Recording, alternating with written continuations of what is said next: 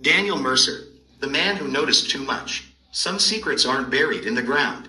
They're hidden in the mundane, in storage unit paperwork, in the patterns of late-night activity, and in the silence of the Pacific Northwest woods. Daniel Mercer was a man of precision, but he discovered a truth far too messy for the world to keep. So settle and get comfortable, and let's uncover what happens when silence finally looks back. No one noticed the moment Daniel Mercer disappeared. That was the strange thing about it. There was no alarm, no sudden interruption, no clear line separating before and after. The world simply continued. Cars passed, doors opened and closed, coffee brewed and cooled, and one man quietly slipped out of it. In the spring of 1987, FBI Special Agent Daniel Mercer was 39 years old. Inside the bureau, he was considered unremarkable in the ways that mattered most. He wasn't loud, he wasn't reckless, he didn't chase attention or promotions.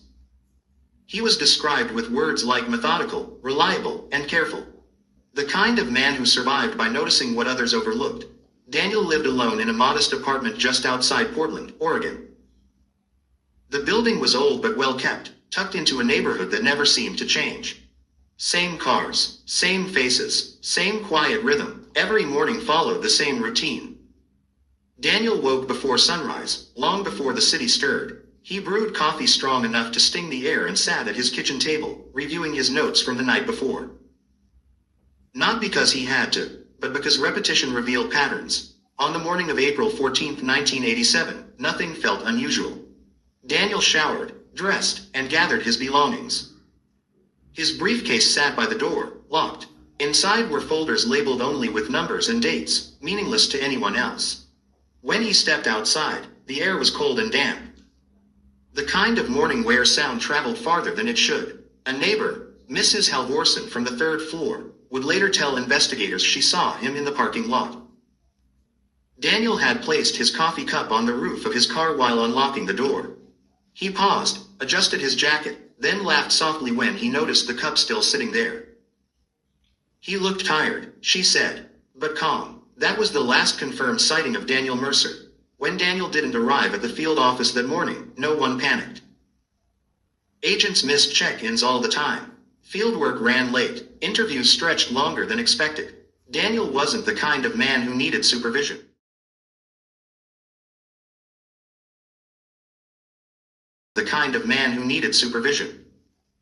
By mid-morning, his supervisor assumed he was following a lead.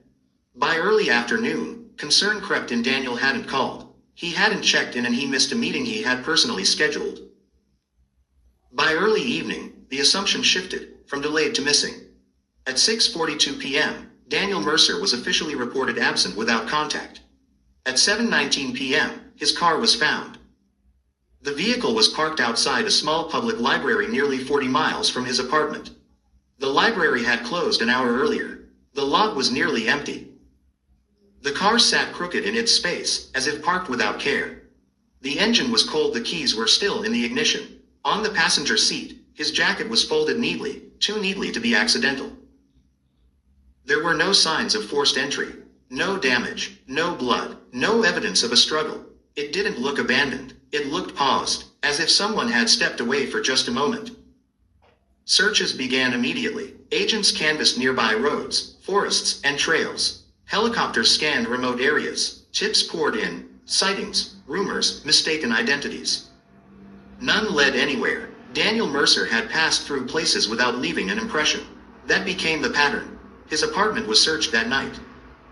Everything inside felt frozen in time. His bed was made. His toothbrush was still damp. Dinner from the night before sat untouched in the refrigerator. No suitcase was missing. No drawers were emptied. No personal items disturbed. On his desk sat neatly stacked folders and handwritten notes. His handwriting was precise, small, controlled.